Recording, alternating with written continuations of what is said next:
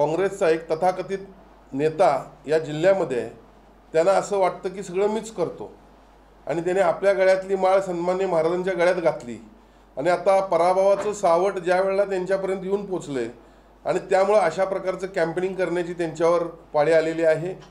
लोकांमध्ये मतदारांच्या मध्ये संभ्रम पसरवण्याचं काम या ठिकाणी महाआघाडीकडून सुरू आहे। निवडणुकीनंतरच्या निकालामध्ये स्पष्ट होईल की परत एकदा या ठिकाणी शिवसेना आणि महायुतीचंच राज्य असेल। जिल्ह्यामधले मतदार हे महायुतीलाच मतदान करतील हे निश्चितपणे सत्य होईल। नाही, शिवसेनेचे दोन्ही उमेदवार जरी असतील तर एनडीएचे नेते हे देशाचे पंतप्रधान सन्माननीय नरेंद्रभाई मोदी आहेत। गेल्या 10 वर्षामध्ये देशामध्ये जे अनेक निर्णय संसदेने घेतले, खास करून गेल्या 5 वर्षात हे दोन्ही उमेदवार खासदार होते। 370 कलम रद्द करणे असेल, राम मंदिराची प्रतिष्ठापना असेल, यासह जे महत्त्वाचे निर्णय घेतले त्यामध्ये हे दोन्ही खासदार सहभागी होते आणि त्यामुळे त्यांच्या प्रचाराला म्हणून यात बिघडलं कुठं काय।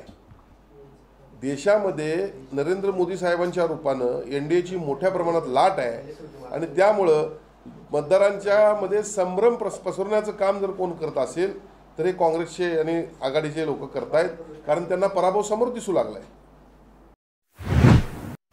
एकंदरीत जर पाहिलं तर निधी हा मोठ्या प्रमाणात आलेलाच आहे, पण देशाच्या दृष्टीने जे महत्त्वाचे निर्णय आहेत त्यामध्ये राम मंदिर आहे, 370 कलम रद्द करणे आहे, हे निर्णय ऐतिहासिक निर्णय झालेले आहेत।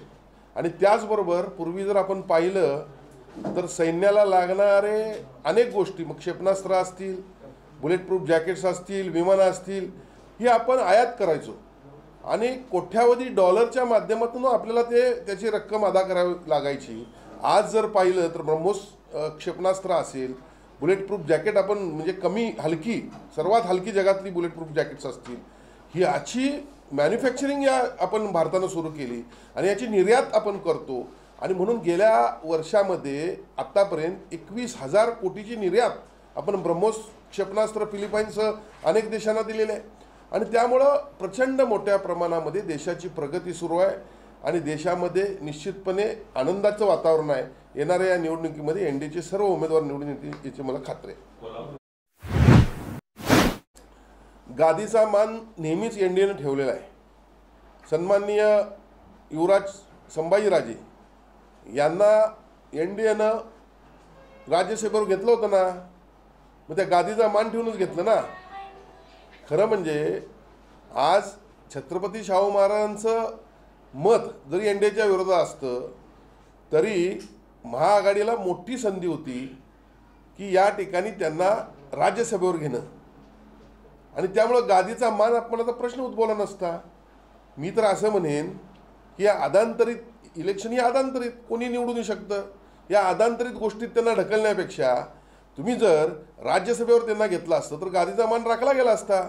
आज कोल्हापूरचा इतिहास जर पाहिला तर कोल्हापूरची जनता मतदार हे निश्चितपणे महायुतीच्या पाठीमागे आहेत आणि यामध्ये दोन्ही मतदारसंघामध्ये इचलकरंजी लोकसभा आणि हातकणंगले लोकसभा आणि कोल्हापूर लोकसभा या दोन्ही ठिकाणी महायुतीचे उमेदवार विजयी होतील याची आम्हाला खात्री आहे।